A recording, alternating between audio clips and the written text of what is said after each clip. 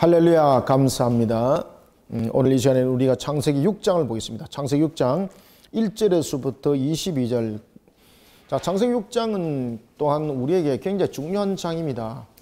우리가 이제 창세기 6장에 보면은 노아가 드디어 이제 본격적으로 등장하게 됩니다. 노아는 그의 아버지 이름이 라멕이었죠, 그죠? 라멕. 그리고 노아에 대해서 성경은 우리에게 소개를 할 때에 먼저 노아를 소개를 하지 아니하고 노아가 하나님의 사명을 부여잡는 사명의 사역을 하게 됩니다. 이때에 노아가 사명의 사역을 감당할 때에 이의 모습은 바로 충성된 종이었습니다. 충성된 종. 그런데 여기서 그가 충성된 종으로서의 그 걸음을 걸어가기까지는 앞에 족보 이야기가 나왔죠, 그죠? 족보 이야기 속에서 나타났던 것처럼 그의 아버지 라멕뿐만 아니라 그의 할아버지였던 누구였습니까? 무드셀라죠, 그죠? 무드셀라가 라멕을 낳았고 라멕이 무드셀라를 낳았죠, 그죠? 무드셀라는 몇 년까지 살았습니까? 969세까지 살았죠, 그죠? 969세. 홍수 심판 직전에 하나님께서 그의 생명을 거두어간 것은 그의 연수대로 만약에 이야기를 한다면 그는 더 오래 살았을 것이다 라는 것이 나타납니다. 이런 노아에 살아가던 그 시대가 아주 완악합니다. 완악한 시대. 그 완악한 시대를 성경이 표현할 때에 어떻게 표현한가 하면 두 가지로 표현합니다. 오늘 본문에 보면 이제 사람이 땅 위에 살아갈 때에 라고 말하면서 이 사람이 나타나는데 이것이 하나님의 아들이라고 하는 표현이 있고 또한 이 사람을 표현할 때에 무슨 표현을 쓰고 있습니까? 딸이라는 표현을 쓰고 있죠. 그죠? 딸이라는 표현을 쓸 때에 여러분들 딸이라는 표현을 쓸 때에 사람이라는 표현을 쓸 때는 하나님의 아들이라는 표현을 쓰고 있고 그 다음에 딸이라는 표현을 쓸 때는 무슨 단어를 이 속에 쓰고 있습니까? 그렇죠.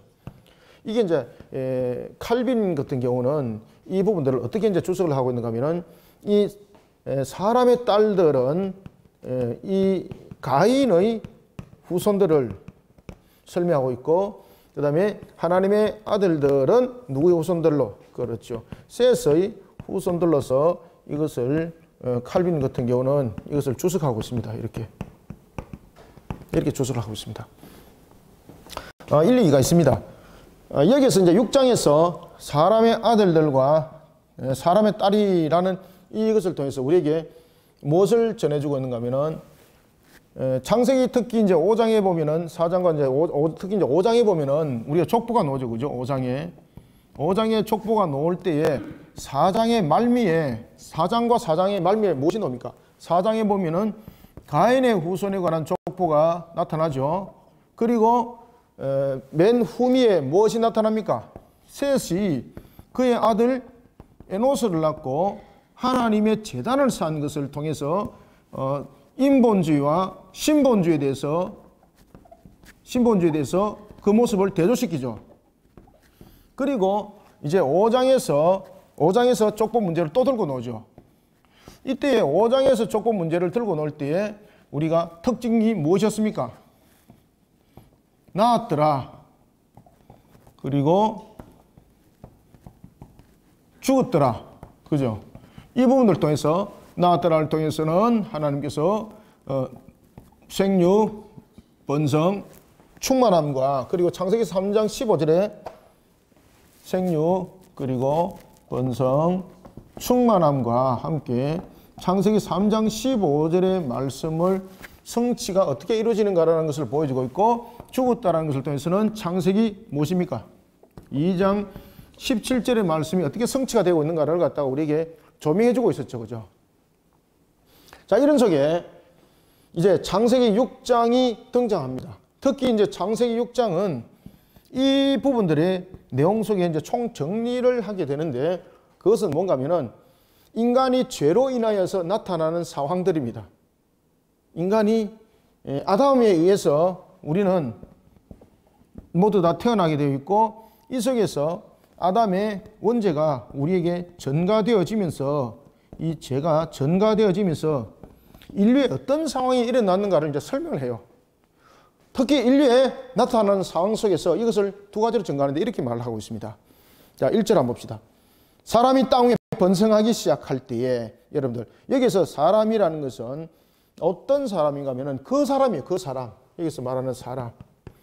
사람이 땅에서 번성할 때에 라고 말할 때에 이것은 그 사람이에요. 그 사람.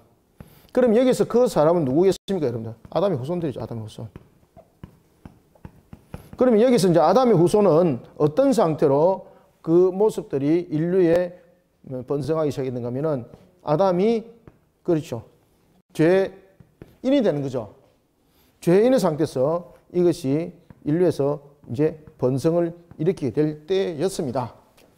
그때에 그들에게 딸들이 나니. 자, 여기서 딸들이 나니라는 것은 믿음의 계보 속에서 우리가 분명히 태어남에도 불구하고 죄인 속에서 우리의 모습들이 번성을 하기 시작합니다. 그러면서 딸들이 나니, 이 딸들은 이제 칼빈 같은 경우는 하나님의 아들은 셋의 후손이라 얘기했고, 딸들이라는 것은 가인의 후손을 통해서 특히 이 부분들은 유기된 자들에 대한 대표성을 가지고 있고, 셋의 후손들을 통해서는 택함을 받은 자들로서 대표성을 이루고 있었습니다.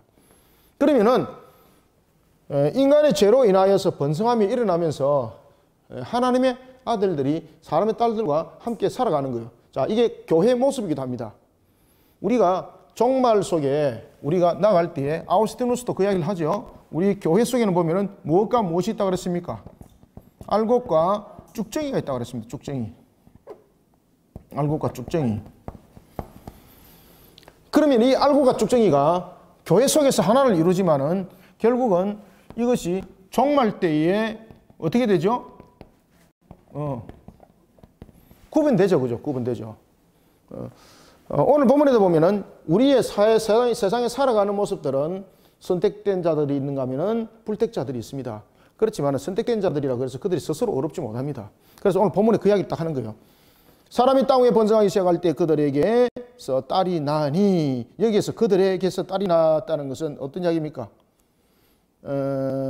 그들에게서 여러분 딸들이 낳았다는 것은 이 아담의 타락함 속에서 나타난 그 결론이죠. 그런데 2절 보세요. 하나님의 아들들이 사람의 딸들을 아름답게 여기더라. 이거는 무슨 이야기입니까? 우리가 노아가 오늘 본문에도 이제 보면은 노아가 노아를 어려운 자라고 우리는 설명하고 있죠. 노아가 스스로 어렵지 못합니다. 이 땅에는 어려운 자가 단 한 명도 없습니다. 오늘 본문에 보면 그것을 전가하는데 이렇게 말합니다. 하나님의 아들들이라는 것은 이와 같이 하나님께서 셋의 후손을 통해서 이 내용들을 전거를 한다면은 분명히 이들은 하나님을 경배하는 속에서 그 대를 이어갔던 자들이지 않습니까? 그러면 이들이 세상 속에서 하나님의 영광만을 드러내는 그 일들을 해야 되는 거잖아요. 그런데 그렇지 못하더라는 겁니다. 그들이 누구를 택합니까? 사람의 딸들을 택했다는 거죠. 그래서 이것이 인간의 죄성 속에서 나타나는 부분들이 무엇인가 하면은 우리가 스스로 어렵다고 말은 하지만 우리는 스스로 어려울 수가 없습니다. 인간이 죄로 인하여서 분별력과 판단력들이 전부 다 흐려졌고, 그리고 육신의 선택이 앞섭니다. 여러분 어떤 것들을 두고 보십시오. 우리가 어떤 것들을 선택할 때 육신에 가까운 선택을 하지 우리가 하나님의 관점에서 의로운 선택을 하는 경우는 없다고 보셔야 됩니다. 오늘 본문에서 이제 그 이야기를 이제 하고 있는 거죠. 그래서 하나님의 아들들이 사람의 딸들의 아름다움을 보고, 아시겠죠? 아름다움을 보고, 여기서 하나님의 아들들은 당연히 하나님을 경외해야 될 자들입니다. 당연히 하나님을 경외하는 자, 하나님을 경외하는 자들이 지금 어디에 넘어가 버렸습니까? 세상 속에 빼앗김을 당했다는 거죠. 그러면 세상 속에 이런 빼앗김을 당했던 가장 큰 이유가 무엇입니까? 우리가 보면은 에베소서 2장 2절의 말씀에 보면은 마귀가 우원사자와 같이 삼킬 자를 두루 찾는다 그랬지 않습니까? 그러니까 이런 영적 공격들이 가해졌다는 거죠. 왜냐하면은 아담이 죄를 범함으로 인해서 아담의 그 왕권과 선지자권과 재산권이 박탈당하면서, 그리고 우리는 그러한 속에 부패함 속에 빠졌고, 그런 관계 속에 마귀가 하나의 세력을 쥐고 있는 그런 세상이 되어버린 겁니다. 그런 영적 흑암이 하나님을 경외하는 자의 영적 흑암이 적용이 돼버리는 거죠. 덮어버리는 거죠. 그러니까 우리 속에 나타나는 것은 무엇입니까?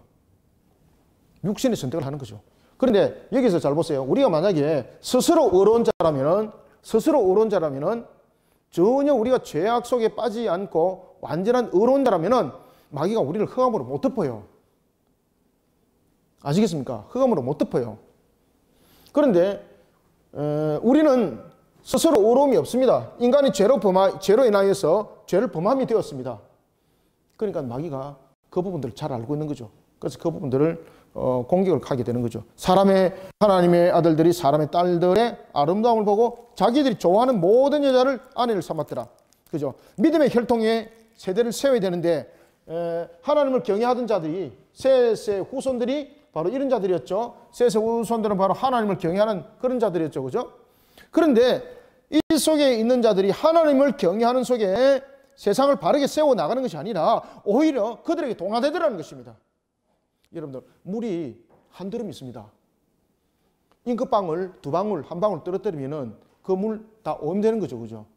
그죠? 그만큼 여러분들, 죄에 오염되는 것이 쉽습니다.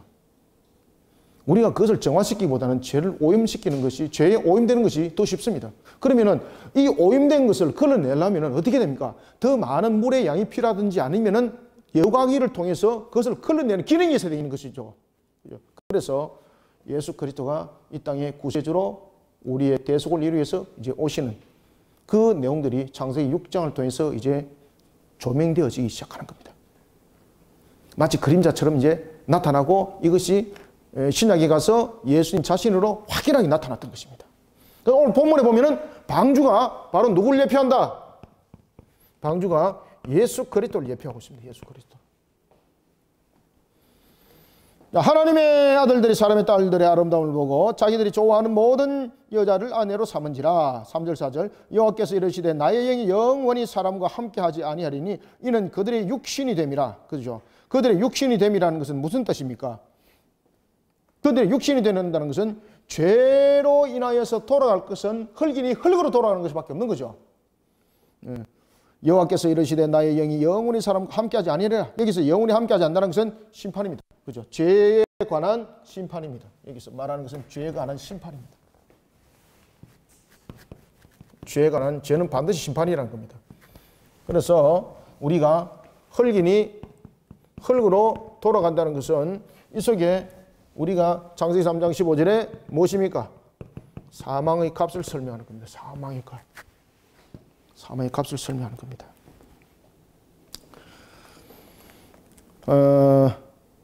영원히 사람과 함께하지 아니하리라 하니 이는 그들이 육신이 됨이라. 여기서 육신이 된다는 것은 무엇입니까? 죄의 결과 사망의 값으로 이제 모든 것이 나타날 것이다. 그 이야기입니다. 육신이 됩니다. 육신이 된다는 것은 흙이니 흙으로 돌아간다는 이야기입니다. 그런데 그러나가 등장하죠. 그러나 이렇게 심판으로 하게 되면 모든 것은 다 끝나는 거죠. 노아도 죽는 거죠. 그죠? 노아도 죽어서 끝나는 거죠. 그래서 그러나 이렇게 말합니다. 그러나 그들의 날은 120년이 되리라 하시니라. 아멘.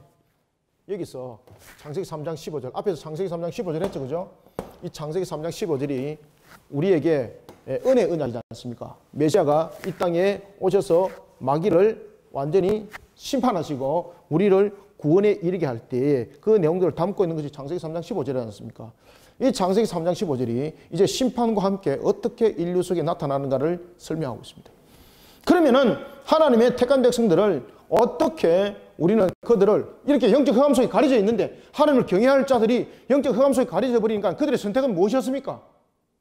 아름다운 여자를 찾아가는 육신의 선택이었어요. 그 아름다운 여자라는 것은 무엇입니까? 타락의 타락. 2절에 보세요. 모든 여자를 아내로 삼았더라. 아름다움을 보고 자기들이 좋아하는 모든 여자를 아내로 삼았더라. 이건 무슨 뜻입니까? 타락이에요. 타락. 그러면은 보십시오. 하나님을 경외하는 자들이 인간의 죄로 인하여서 흑암이 싹 가려버리니까 이들 속에 나타났던 것도 죄 짓는 것밖에 없는 거잖아요. 그럼 이들을 어떻게 구원할 것인가라는 것입니다. 그래서 거기서 지금 답을 줘요. 그러면 창세기 3장 15절을 어떻게 이룰 것인가? 그것이 바로 120년이 답을 주는 거예요. 그게. 이런 영적 흑암 속에 갇혀 있는 그들을 노아가 어떻게 합니까? 그렇죠. 하나님께서 허락하신 연수라 그랬죠. 허락하신. 오늘 본문에 보면 이렇게 말해요. 하나님께서 120년이 됨이라. 그죠? 그들의 날. 여기서 그들의 날이 120년이 되리라는 것은 그들의 날은 무엇입니까? 인간의 죄로 인하여서 모두 다 심판받아서 사망하고 멸망하여 끝나는 거죠. 하나님을 경외할 자들도 이 속에 무엇이 있었습니까? 그렇죠. 원죄 상태죠. 원죄 상태가 되다 보니까 마귀가 흑암으로 싹 덮어버리니까 무엇을 따릅니까? 육신의 타락을 따르는 거예요. 누구도 예외 없이, 단 한 명도 예외 없이. 그러면 이들이 창세기 3장 15절에서 이 말씀의 성취가 어떻게 일어날 것입니까? 흑암 속에 전부 다 가려버렸는데 지금 이해되고 있습니까? 그러면 이들을 어떻게 구원할 것인가? 어떻게 해서 하나님께서 창세기 3장 15절의 말씀을 성취를 이룰 것인가? 이것을 오늘 본문에 무엇으로 증명하고 있다? 그들의 날을 통해서 증거를 하고 있어요. 그들의 날은 120년이라 여기서 말하는 그들의 날이 120년이라는 것은 이것은 뭔가 하면 노아가 활동하는 선지자로 활동하는 기간입니다. 선지자로. 노아가 선지자로 무슨 활동을 했습니까? 그렇죠. 죄악된 세상 속에서 회개 복음을 전하는 겁니다. 회개 복음. 우리가 하나님을 경외하는 자, 창세기 3장 15절에 어떻게 이룰 것인가? 흑암 속에 전부 다 덮여져 있죠. 우리도 영적 흑암 속에 덮여 있던 자들이었죠. 우리도 영적 흑암 속에 덮여 있는 자들이었지만 복음을 듣고 우리가 주님께로 돌아왔죠. 그것이 바로 그들의 날입니다. 그들의 날. 그러면은 노아는 그들의 날 120년 동안에 무엇을 했는가? 뭐 사람들은 120년 동안 방주 만들었다 그러지 않습니까? 그런데 이 120년은 뭔가 하면은 노아가 회개 복음을 전하는 기간입니다. 그리고 이 120년은 죄송합니다.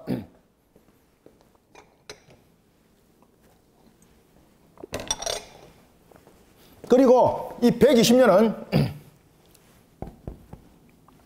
12가 무슨 숫자입니까? 최대 숫자죠. 그죠? 그리고 열은 무엇입니까? 꽉 찬 숫자죠. 하나님께서 회개 복음을 전하는 데 있어서 모든 것을 충분히 다 허락하셨다는 겁니다. 우리가 택한 백성이 온 세계에 다 있다 그랬죠. 하나님께서 오늘 바로 심판하셔도 되는데 모든 부분들 충분하게 그 모든 부분들을 허락했다는 거죠. 그래서 이 120년이라는 것은 연수의 120년이 될 수도 있고, 그 다음에 첫 번째는 이 120년은 연수입니다. 연수의 120년이 되고, 두 번째는 복음을 전하는 충분한 시간을 하나님께서 허락하셨다는 이야기예요. 그 어느 누구도 핑계치 못하도록 하나님께서 그렇게 하셨다는 거예요. 그것이 120년이에요. 120년이라는 것은 12과 열이 곱해지는 숫자지 않습니까? 그렇죠? 12은 모든 지파, 모든 민족, 온 세계 빠짐없이 다 했다는 거죠. 그 선자로 지금 누구를 썼다는 겁니까? 노아를 썼다는 거예요. 노아를 썼다. 그러면서 하나님께서는 첫 번째 노아로 하여금 선자로 120년의 세월을, 그 다음에 두 번째는 무엇을 준비하도록? 방주를 준비하도록. 이때에 노아가 선자로 120년을 활동하고 방주를 지을 때에 이 기간 동안에 일어났던 대표적인 노아의 모습은 무엇이었습니까? 순종입니다. 순종. 무엇의 순종? 하나님의 말씀의 순종입니다. 우리는 어떻게 구원을 받는가 하면 영적 흑암 속에 가려 있는 모습 속에 복음을 듣고 우리는 하나님의 약속의 말씀, 언약의 성취, 창세기 3장 15절에 이 성취가 일어난다는 것을 창세기 6장이 우리에게 지금 가르쳐주고 있는 거예요. 지금 이해됐습니까, 이게? 네. 아주 중요한 부분이에요. 당시 땅에는 네피림이 있었고, 당시에 땅에 네피림이 있었다는 것은 이 네피림이 뭔가 하면은 아주 거인족속, 그 다음에 이 부분들은 네피림은 그냥 덩치만 큰 게 아니에요. 아주 용맹하고, 아주 기골이 장대하고, 지혜도 뛰어나고, 전략도 뛰어나고. 여기서 네피림이라는 것은 그냥 덩치만 큰 것이 아니에요. 덩치만 큰 거인족이 아닙니다. 아주 용맹스럽고, 이 세상에 이 네피림 앞에 무릎을 꿇지 않은 자 누가 있습니까? 마치 누가 같더라? 마치 라멕과 같은 자들이 세상에 덕실덕실하게 그들이 세상을 좌우했다 이 말입니다. 그때 누가 있었다? 그때 노아가 있었다는 거죠. 이 부분들은 바로 하나님께서 남겨둔 시입니다. 세상을 바르게 인도하기 위해서 하나님께서 남겨준 시입니다. 이 부분들이 하나님의 은혜라고 우리에게 설명하는 거예요. 네피림이 있었고 그 후에도 하나님의 아들들이 사람의 딸들에게로 들어가 자식을 낳으니 계속해서 타락 속에 살아갔다는 거죠. 그죠? 세상이 좋다 이거죠. 이제 야, 이거 뭐 신앙이 뭐 필요 없네. 이게 세상이 좋다는 거죠. 그 속에만 녹아서 살아가니까 여기가 좋사오니 여기가 천국 같다는 거죠. 근데 그것이 사실 지옥인 거예요. 사람의 딸들에게로 들어와 자식을 낳으니 그들은 용사라. 고대에 명성이 있는 사람이더라. 여기서 명성은 무엇입니까? 어떤 영향력을 끼치고 있는 겁니까? 아주 큰 영향력을 끼치고 있다는 겁니다. 여기서 명성이라는 것은 영향력을 끼치고 있는 겁니다. 그런데 무슨 영향력으로 그들이 명성을 얻었습니까? 악한 행실로입니다. 악한 행실로. 악한 행실로 세상 가운데 명성을 얻는 겁니다. 세속적인 타락적인 모습들로. 그래서 명성이 있는 사람들이었더라. 누가? 그렇죠. 용사라, 네피림이라. 그죠? 그때 하나님께서 세상이 타락한 것을 본 거죠. 여러분들, 이렇게 세상이 잘 살아가고 있는데, 세상적인 측면에서 보면 잘 살아가는 거잖아요. 이렇게 세상이 잘 살아가고 있고, 자기들 나름대로 기쁘게 살아가고 있고, 물론 힘센 자가 세상을 지배하고 있고, 약한 자는 물론 그 속에 복종을 당하고 있지만은, 어떤 한 분류적인 측면에서 보면은, 지배하는 세력적인 측면에서 보면 그들은 천국을 살아가는 거잖아요. 그죠? 근데 전부 다 하나님 앞에 죄 짓는 모습으로 살아가는 거예요, 이게. 전부 다 악한 모습으로 살아가는 거예요. 그래서 하나님 보시기에 한탄하더라, 한탄하더라. 이것은 하나의 말 그대로 하나님께서 사람의 모습으로 이것을 비유하는 거예요. 하나님께서 사람을 지은 것을 한탄하고, 야, 내가 이 사람을 만든 것을 실수했네. 여러분들 전부 다 썰어가 버려야 되겠다. 이것이 아닙니다. 그것을 우리가 하나님이 사람의 관점으로서 이것을 표현해내는 거예요. 하나님을 사람의 관점으로. 아시겠죠? 그죠?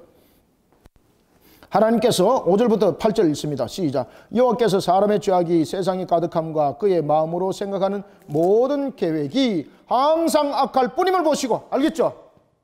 악할 뿐임을 보시고 땅 위에 사람 지었음을 한탄하더라. 한탄하사 마음에 근심하시고. 이것은 하나님이 자신이 아이고 내가 실수로 사람 지었네, 이게 아닙니다. 하나님께서는 한탄하신다는 것은 하나님은 죄를 어떻게 하신다?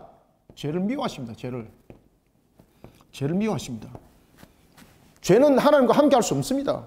그 다음에 여기서 한탄한다는 것은 하나님에서 후회한다는 뜻이 아닙니다. 이것은 말 그대로 사람의 느끼는 그런 감정적인 측면을 표현해내는 극적인 표현법이에요. 이것은 한탄하사 마음에 근심하시고 이르시되 내가 창조한 사람을 내가 지면에서 썰어버리되 사람으로부터 가축과 기는 것과 공중의 새까지 그리하리니 이는 내가 그들을 지었음을 한탄함이니라 하시니라. 아멘. 여기서 한탄한다는 것은 무엇입니까? 하나님의 심정을 인간의 그 감정으로 묘사해낸 것에 불과한 거예요. 그때에 누가 있었더라? 노아가 있었더라. 노아가 누구의 은혜를 입었더라? 그렇죠. 여긴 핵심이죠. 그가 의로운 자가 아니죠. 노아도 이런 죄악 속에 있어서 그들과 함께 흙탕물이 될 수 있었는데 하나님께서 그 시대에 노아를 남은 자로 두었다는 거죠. 그 남은 자로 둔 것이 무슨 의미 속에서 주어진 겁니까? 하나님의 은혜로 그렇게 됐다는 거예요. 하나님의 은혜로 하나님께서 그를 의롭게 이기시고. 그러면은 노아는 스스로 의인이었는가? 스스로 의인이 아니었습니다. 그도 죄인이었습니다. 죽을 수밖에 없는 죄인이었습니다. 이들과 똑같은 자들이었습니다. 그런데 하나님께서 무엇을 베푸사? 그렇죠. 은혜를 베푸사. 은혜를 베푸셔서 하나님께서 그를 남은 씨가 되게 하셨습니다. 남은 씨. 고엘이죠. 고엘. 남은 씨가 되게 하셨어요. 그러면 남은 씨를 두서 하나님께서 무엇을 하시겠다? 창세기 3장 15절을 이루기 위해서 남은 씨를 둔 거예요. 아시겠죠? 그래서 이 남은 씨인 이 노아를 두셔가지고 노아를 어떻게 지금 사용합니까? 120년 동안 선자로, 그 다음에 노아 스스로도 구원할 수 있는 방주를 만들어야 되겠죠. 이 부분들을 이제 노아에게 명할 때 노아는 여기에 대해서 어떻게 했더라? 순종하는 거예요. 순종. 신앙의 순종 매우 중요합니다. 그래서 노아가 이 120년, 인간이 특히 3절에 120년은 이 120년 자체가 하나의 베드로 3장 20절의 말씀입니다. 이런 소리 하면 안 됩니다. 여기서 이제 120년이라는 것은 노아가 하나님으로부터 이제 부름을 받아서 이런 악한 시대에, 악한 세상에 하나님의 말씀에 어떻게 순종했는가? 120년 동안 선지자로 활동하고 그 다음에 그가 방주를 예배하는 측면에서 그가 세워진 자였습니다. 그러면 노아는 스스로 어려웠는가? 아니라는 거죠. 그는 하나님 앞에 무엇을 입은 자다? 은혜를 입은 자다. 은혜를 입은 자다.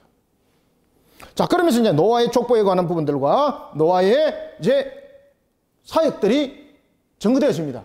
여러분들, 노아가 가족들이 얼마나 많았겠습니까? 근데 놀랄 사실은 방주에 8명밖에 타지 않습니다. 그죠? 노아도 형제가 있었겠죠? 아무도 믿지 않습니다. 하나님을 경외함 속에 있던 자들이 누구와 함께 하더라? 가인 우선 딸들과 세상에 있는 세속들과 함께 하는 겁니다. 세속들과. 세속에 물들어 버리니까 여기가 조사오니 이러면서 여기 머물겠다는 거예요. 우리가 예수를 아무리 믿어도, 잘 믿어도, 여러분 세상 밥, 타락한 밥, 한 그릇만 딱 먹어보면요. 그 속에 속 들어가게 돼 있어요. 여기가 조사오니 나는 여기서 머물겠습니다. 베드로, 야고보, 요한. 그죠? 네. 주님을 위해서 집을 하나 짓고, 엘리야를 위해서 하나를 짓고, 모세를 하나 짓고, 그렇게 해서 우리 여기서 그냥 왕노릇 합시다. 여기가 조사오니. 그죠? 자, 9절부터 12절 읽습니다. 시작. 이것이 노아의 족본이라. 노아는 의인이요. 자, 의인을 말하기 전에 먼저 8절을 먼저 봐야 되죠. 예. 그가 의롭게 이김을 받은 것이 무엇입니까? 하나님의 은혜로 말미암아. 자, 계속해서 9절 12절 읽습니다. 시작. 이것이 노아의 족본이라. 노아는 의인이요 당대 완전한 자라. 자, 여기서 당대 완전하다는 것은 완전함이 아니에요. 죄 없는 자가 아닙니다. 여기서 당대 완전하다는 것은 하나님의 은혜로 그가 하나님의 말씀에 어떤 자? 그렇죠. 하나님의 말씀에 순종하는 자로 쓰임받았습니다. 이 말이요. 읽습니다. 그래서 또다시 시작. 이것이 노아의 족본이라. 노아는 의인이요 당대 완전한 자라. 그는 무엇까? 그렇죠. 완전한 자라라는 것의 은혜와 이제 순종입니다. 하나님과 동행하였으니 누가 떠오릅니까? 에녹이 떠오르죠? 이 120년은 바로 그런 기간이었습니다. 하나님과 동행하였으며 새 아이를 낳더라. 자, 노아는 500세 때에 아이를 낳습니다. 셈과 함과 야벳이 500세 때에 아이를 낳습니다. 새 아들 낳으니 셈과 함과 야벳이라. 그때 온 땅이 하나님 앞에 어땠더라? 부패했더라. 부패하였으니 이는 땅에서 모든 혈육 있는 자의 행위가 부패함이었더라. 그때 하나님이 13절 노아에게 말씀하십니다. 내가 이 땅을 전부 다 심판해버리겠다. 여러분 믿겠습니까? 그래서 믿음이 은혜에 제가 여러분들에게 말씀드렸죠. 믿음은 스스로 만들어지는 것이 아니라 믿음은 우리가 이성적 판단이 먼저 이루어지는 것이 아닙니다. 신앙이 이성이 있고 믿음이 있으면은 이성이 믿음을 판단해 버리는 거죠. 그죠? 이래 되면 펠라기우스가 될 수 있고 알미누스가 될 수 있어요. 그런데 우리의 신앙은 이성적 판단을 하되 믿음이 먼저 앞서야 되는 거죠. 그런데 믿음보다도 무엇이 먼저 앞서야 되는 겁니까? 은혜가 있어야 돼요. 은혜가. 이거 순서입니다, 이거. 은혜가 없이는 우리는 믿음 없습니다. 그 믿음을 가지고 이성적 속에서 우리는 판단하는 겁니다. 이게 신앙이 이렇게 돼야 되는 거예요, 이게. 이성적 속에서 믿음을 바라보면 이것은 나중에 인본주의 신앙이 됩니다. 인본주의 신앙. 신본주의 신앙이 돼야 되는 겁니다. 지금 노아가 지금 이런 순서입니다. 이런 순서. 하나님께서 은혜를 베푸셨죠. 그에게 믿음을 줬죠. 이성적으로 판단을 해보니까 지금 세상이 전부 다 악하죠. 그 말씀 속에 그는 하나님께서 말씀하신 그 말씀을 지켜 준행합니다. 그래서 노아의 신앙을 보면은 은혜가 먼저고 그 다음에 무엇입니까? 그렇죠. 믿음이고 그 다음에 이성을 통해서 무엇을 하더라? 판단하는 거예요, 여러분들.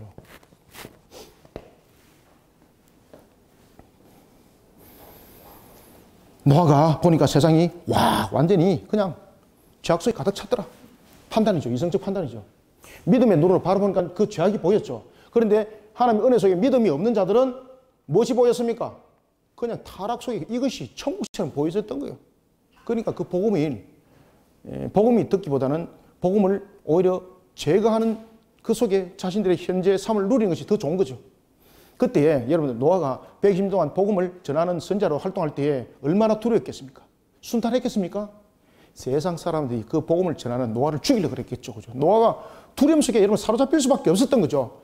그렇지만 그를 그 120년 동안 견디게 할 수 있었던 것은 바로 하나님의 말씀에 순종한 속에 하나님께서 그에게 또다시 은혜를 베푸셔서 그 어떤 누구도 노아를 해치지 못하도록 지키시고 보호하시고 이끌어서 이 사역들을 이뤄가는 거예요.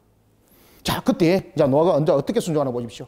그 당시에 노아의 이 120년의 선자 활동과 방주는요 오직 믿음밖에 성립되지 않습니다. 그런데 그 믿음이 자신의 이성으로 먼저 될 수 있는가?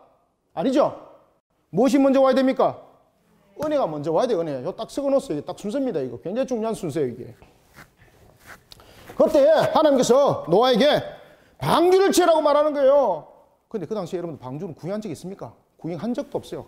하나님께서 전부 다 말씀을 주는데 그 방주를 대비하는 이유가 앞으로 물로서 세상을 심판해버리겠다는 거죠. 자신의 이성이 먼저 앞섰다면 이 판단으로서 방주 짓겠습니까? 안 짓습니다. 왜? 자신의 이성적인 판단을 왔을 때 지금까지 그런 비가 내린 적이 없고, 그리고 또 사람들에게 그렇게 말했을 때 믿는 사람 단 한 사람도 있더라 없더라? 단 한 명도 없었어요. 그럼 거기서 노아도 예 아니죠? 이성적 판단으로 만약에 따진다면은. 그런데 하나님께서 그에게 은혜를 베푸시고 무엇을 줬습니까? 은혜를 베푸시고 믿음을 주시니 하나님의 말씀을 믿더라. 방주를 준비하라. 방주를 준비하더라. 지금 이해되고 있죠, 그죠? 그래서 그가 방주를 지으면서 무엇도 함께 합니까? 방주만 짓는 것이 아니라 선지자로서 활동을 함께 하죠.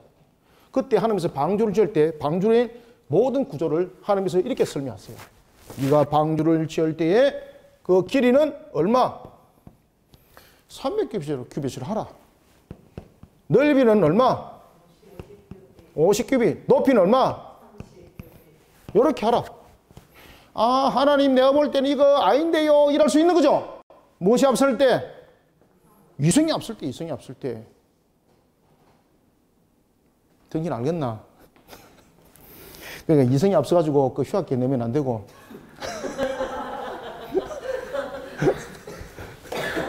하나님한테 정확하게 무릎 꿇고 기도하고, 기도하고 휴학계도 내야 돼.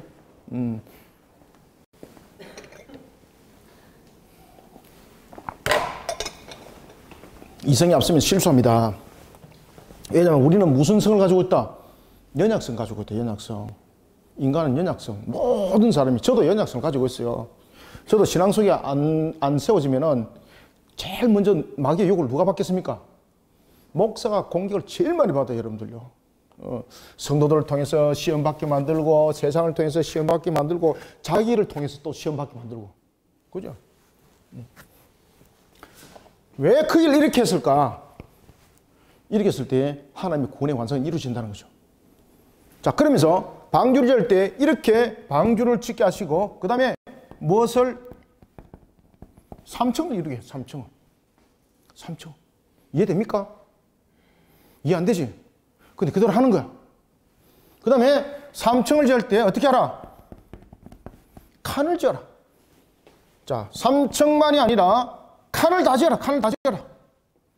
칸을 다 지어라. 칸을 지으면서도 공간을 만들어라. 그죠?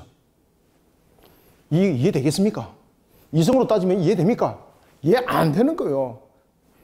하나님께서 은혜를 베푸셔서 믿음을 더하게 하시니 이 이성이 판단이 되어서 어떻게 하더라? 순종하는 게 순종. 순종. 자, 그리고 하나님께서 이렇게 모양을 만들어라 그랬어요. 모양은. 모양은 이렇게 만드는데 그 다음에 어떻게 하라? 재료. 재료는 무엇을 써라? 고페르 나무. 그 당시에 고페르 나무가 그 당시에 나무들 가운데서 제일로 흔하게 구할 수 있는 나무였어요. 그 다음에 이 고페르는 탄력성이 매우 뛰어났어. 마치 고무처럼 충격 완화. 위에서 충격을 줄 때 그 충격을 흡수할 수 있는 그러한 재질을 가지고 있고, 그 다음에 방수의 기능을 가지고 있어요. 충격, 방수, 충격과 방수. 그 다음에 충격과 방수뿐만 아니라 벌레가 잘 먹질 않아요. 벌레. 썩지 않는다는 거죠. 왜? 오랜 기간 동안에 앞으로 1년 넘도록 이 상황을 유지를 해야 되기 때문에 여러분들 물 위에 나무가 1년 더 있으면 그 나무 안 썩겠습니까? 썩는 거지, 그지? 썩으면 안에 있는 거 전부 다 같이 내려 앉아버리는 거잖아요. 안 썩게 되잖아요. 그 다음에 이런 재질이 좋은 것을 갖다가 만들어서 끝나는 것이 아니라 그 다음에 무엇을 하라 그러는 겁니까? 안박을, 안과 박을 무엇으로 메꿔라? 역청으로 메꿔라. 이게 역청은 타르죠, 그죠? 타르. 지금 우리가 보면은 뭐 아스팔트 같은 거는 타르 같은 거 그런 재질, 그런 걸 가지고 이 방주를 밖에서 지으면은 아무리 잘 지어도 틈이 생기겠죠, 그죠? 그 틈이 생기면은 안에 물이 들어와서 침수되어서 다 죽어버리는 거죠. 모든 부분들 다 메꿔라는 거예요. 전부 다 메꿔라. 안박을. 너가 듣겠다. 순종한 거죠. 이성으로 판단했을 때 가능합니까? 이성으로 판단했을 때 그 당시에 사람들한테 물어보니까 이게 무슨 짓입니까? 미친 짓인 거, 미친 짓. 이성으로 판단했을 때. 그런데 노아는 믿음으로 하나님께서 은혜를 다하시고 믿음을 주시고 그 이성이 판단해서 지금 순종하는 거예요, 지금 이게. 여러분들, 우리가 예수 그리스도를 믿습니다. 예수 그리스도를 믿는 믿음 속에 우리에게 예수 그리스도를 믿으면 우리는 구원입니다. 그런데 우리는 구원만 전하는 것이 아니라 예수 그리스도를 믿는 믿음 속에 우리에게는 부활이 있고 그리고 우리에게는 영원한 생명이 있는 것을 전하면서 무엇을 함께 전해야 됩니까? 심판이 있다는 것을 전해야 되는 거예요. 심판이 있다는 것을. 심판이 있다. 그래서 그것을 예언의 말씀이라고 말하는 거예요. 양날의 금의 말씀. 우리는 이와 같이 역청으로 안팎을 막아서 모든 부분들을 말씀으로 무장을 시킬 때에 예언의 말씀으로 우리는 모든 것을 무장을 시켜야 되는 거예요. 방주가 우리에게 예를 들어서 예수 그리스도의 구원의 십자가로 말한다면은 십자가 복음이라 말한다면은 안팎을 찔러라 그랬죠. 예언의 말씀. 구원의 말씀과 무슨 말씀으로? 심판의 말씀으로. 그런데 구원과 이 심판의 말씀이 무엇이 주류가 되는 겁니까? 삼청칸. 이거는 무엇이죠? 우리가 성경이 몇 권입니까? 신약과 구약이 있고 신약이 있습니다. 구약은 몇 권이에요? 예? 39권이죠. 그 다음에 신약은 27권. 총 몇 권? 총 66권의 말씀으로 우리를 무장을 시키고 그러니까 하나님께서 우리의 66권 주는 이유가 있습니다. 왜 그런가 하면 흔들리지 않도록 그냥 단순하게 한 말씀만 주면 되는 거잖아요. 그런데 왜 66권을 줬을까 말이에요. 이 66권을 준 이유는 흔들리지 않도록 어디에도 환란에도 흔들리지 않도록 그래서 66권의 말씀은 다 중요한 거예요. 어떤 한 곳만 중요한 것이 아니에요. 어떤 한 곳만 중요하면 하나님께서 한 곳만 줬지 이 한 곳만으로는 안 된다는 거예요. 66권이 우리의 완성이에요. 그런데 66권의 이 완성이 안 흔들리도록 어떻게 해야 되는가 하면 안팎을 역청으로 발려라는 이야기예요. 무슨 말씀으로? 구원과 심판의 말씀으로 역청으로 메꿔서 66권이 우리에게 경고에 설 수 있도록 만들어라. 그럴 때 어떤 환란도 우리는 이겨나갈 수 있다는 거죠. 자, 이런 방주에 대해서 이제 본격적으로 제가 이제 7장에서 설명해 나갈 것입니다. 이런 방주가 어떤 기능을 하고 있고 이 방주가 왜 홍수 심판에서 방주 안에 있는 짐승들은 안 죽었을까? 노아의 가족들은 왜 안 죽었을까? 그 안에는 사자도 있었고 곰도 있었고 호랑이도 있었고 사슴도 있었는데 왜 그들이 사슴을 안 잡아먹었을까? 그죠? 희한하잖아요. 여러분들 이게 나중에 그 방주 안에서도 보겠습니다만은 노아가 방주 안에 얼마 정도 있었을 것 같아요? 성경의 계산으로 보면은 1년하고 며칠? 이거 보입니까 화면에? 응. 아 그래요? 1년입니다. 1년. 10년 아니고 1년하고 10일간 머물렀어요. 방주 안에. 1년하고 10일간. 그럼 1년하고 10일간 방주 안에서 그냥 굶어 있었는가? 모든 짐승도 그 안에 먹을 거리가 있었는 거죠. 그리고 그 안에 자기들도 먹을 거 있었던 거죠. 그런데 배설 안 하나? 전염병 들 수 있는 거죠. 모든 것을 하나님께서 은혜로 다 덮어버린 거죠. 자, 여러분들 봅시다. 이제 읽고 마무리하겠습니다. 제가 읽고 좀 설명 좀 더 드리고 마무리할게요. 그리고 이제 방주는 계속해서 이어지기 때문에 추가적으로 계속해서 뒤에서 말씀드리고요. 자, 읽습니다. 안팎을 치르라. 자, 13절부터 17절까지 먼저 읽읍시다. 시작. 하나님이 노아에게 이르시되 모든 혈육이 있는 자의 포악함이 땅에 가득함으로 그 끝날이 내 앞에 이르렀으니 내가 그들을 땅과 함께 멸하리라. 너는 무슨 나무? 고페르 나무로 너를 위하여 방주를 만들되 그 안에 칸들을 막고 역청을 안팎에 칠하라. 그죠? 3층을 짓고 칸을 짓는 거예요. 3층을 짓고 칸들을 막고 역청을 그 안팎에 칠하라. 네가 만들 방주는 이러하니 그 길이는 그렇죠. 300규빗, 너비는 50규빗, 높이는 30규빗이라. 거기에 무엇을 또 내라? 창문을 내되 어디로 내라? 자, 여러분 노아의 방주가 하나님께서 노아가 스스로 열지 못하도록 만들어 놓습니다. 그 다음에 창을 하나 둡니다. 이 창을 하나 두는 것은 무엇을만을 바라보라는 겁니까? 하나님만을 바라보라는 겁니다. 하나님만을. 하나님만을. 네가 의지할 것은 하나님밖에 없다는 거죠. 하나님만을 바라봐라. 창을 내되 위에서부터 한 규빗을 내고 그 문은 옆으로 내고 상중하 몇 층으로? 그렇죠. 칸만 지른 것이 아니라 3층으로. 왜? 앞으로 하나님께서 구원할 자가 그 속에 충분히 들어가도록 하기 위해서. 3층을 지어라. 17절부터 19절. 내가 홍수를 시작. 내가 홍수를 땅에 일으켜 무릇 생명의 기운이 있는 모든 육체를 천하에서 멸절하리니 땅에 있는 것들이 다 죽으리라.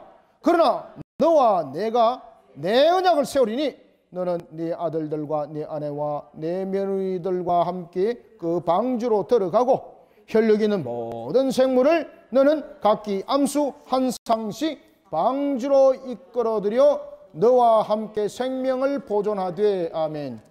22절까지 읽고 설명드릴게요. 시작.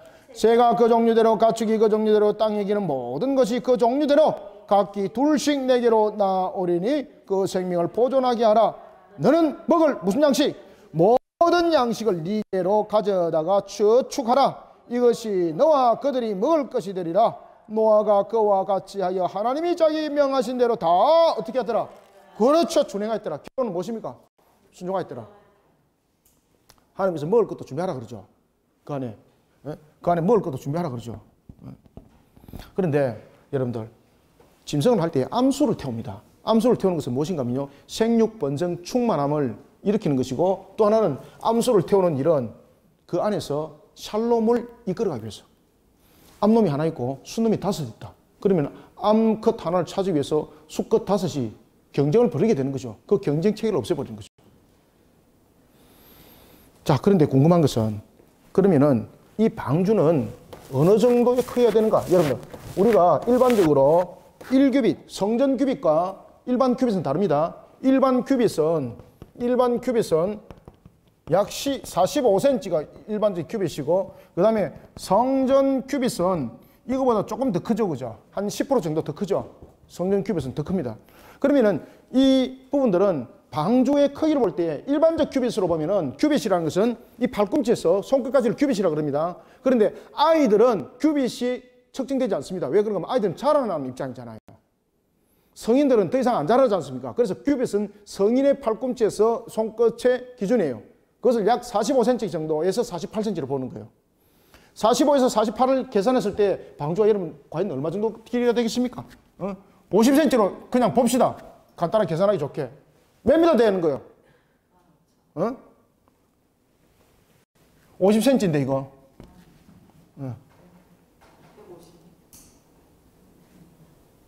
축구장 정도 길이밖에 안 되죠, 그죠?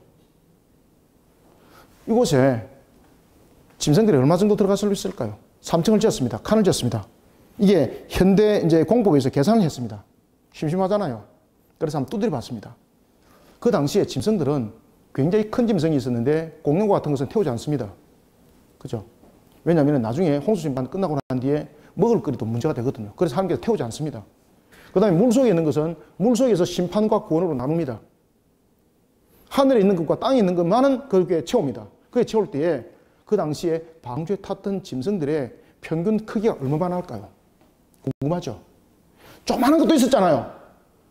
평균적으로 크기도 있었지 않습니까? 평균적으로 그 기준이, 크기의 기준이 뭔가 하면 양입니다. 양. 양이 그 당시에 방주에 탔던 짐승들의 기준입니다. 이게 양이. 그때에 이 방주를 계산해 보니까 이 방주 안에 양이 몇 마리 정도? 그런데 여기서 공간은 별도입니다. 새들이 날아다닐 수 있는 공간 별도고, 그 다음에 양식을 실을 수 있는 공간 별도예요.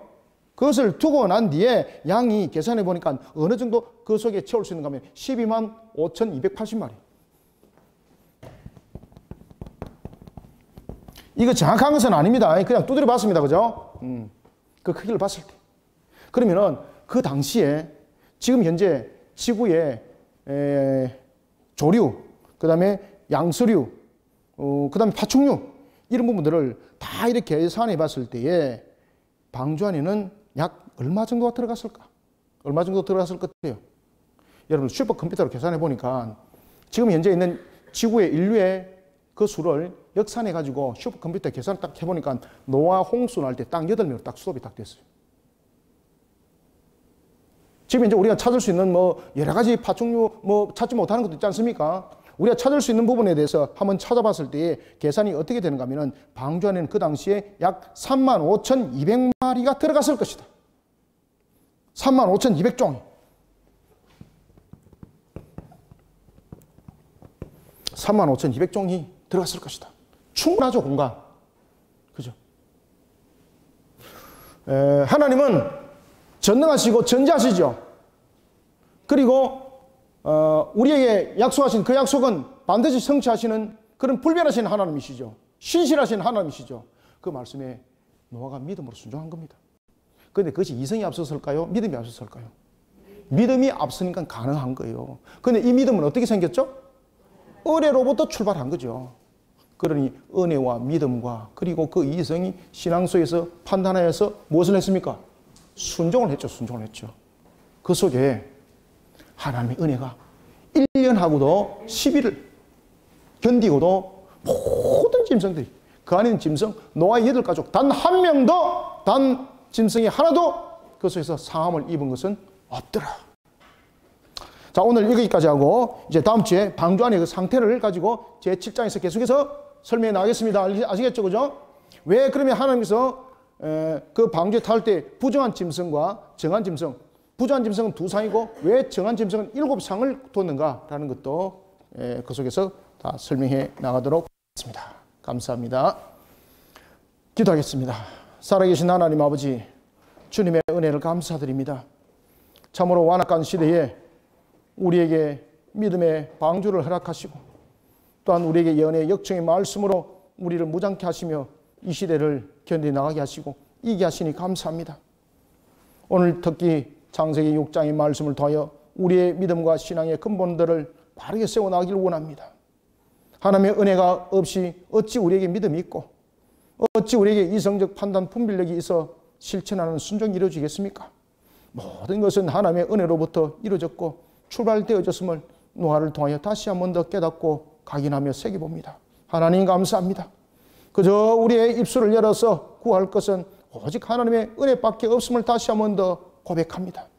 하나님, 이 땅에 세운 주님의 택한 백성들 불러 모으는 120년의 사역을 우리 거르심 교회와 우리 성도들이 새 노래 부르는 사역을 통해서 이루게 하여 주옵소서. 우리의 주신 사명과 사역 속에 주님의 뜻을 세워나가고자 합니다. 어찌 우리의 이성의 분별력이 앞서 이 일들을 행해 나갈 수가 있겠습니까? 은혜를 다하여 주시옵소서. 우리에게 믿음을 다하여 주옵소서. 순종의 걸음을 걸어갈 수 있도록 성령님 역사하여 주시옵소서. 오늘도 종의 입술을 통하여 증거되어진 창세기 6장의 말씀, 우리 모든 성도들에게 꼴의 양식에 대해 부족함이 없게 해주시고 주님의 은혜와 주의 능력이 살아 움직여 역사하게 하여 주옵소서. 예수님의 이름으로 기도드립나이다. 아멘.